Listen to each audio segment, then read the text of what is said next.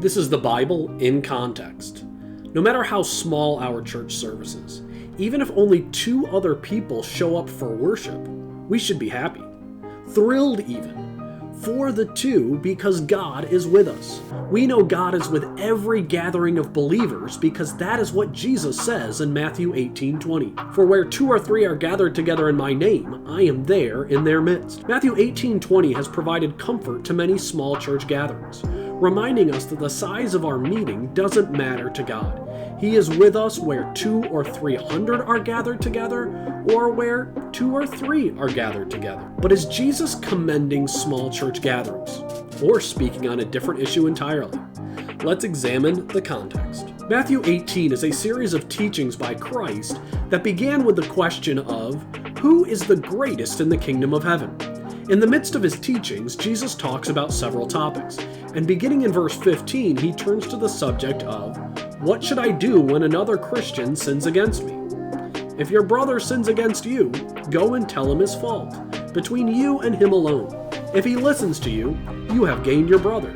But if he does not listen, take 1 or 2 others along with you, that every charge may be established by the evidence of 2 or 3 witnesses.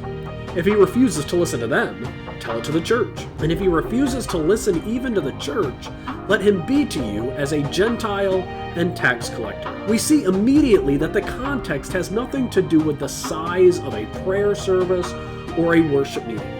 This is specifically about, what do you do when someone sins against you?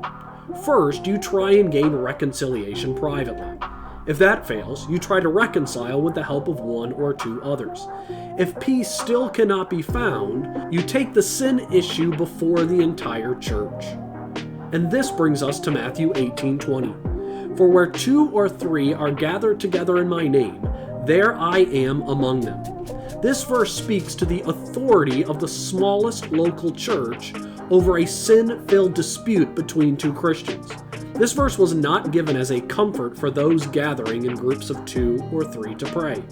This verse was given to provide authority to the local church whenever a sinner is confronted who has harmed another in the body of Christ.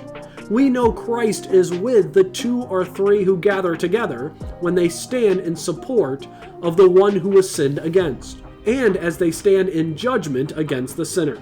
May we stand up for those who have been wronged by others in our churches, and may we stand in the authority of Christ. And that's the Bible in context.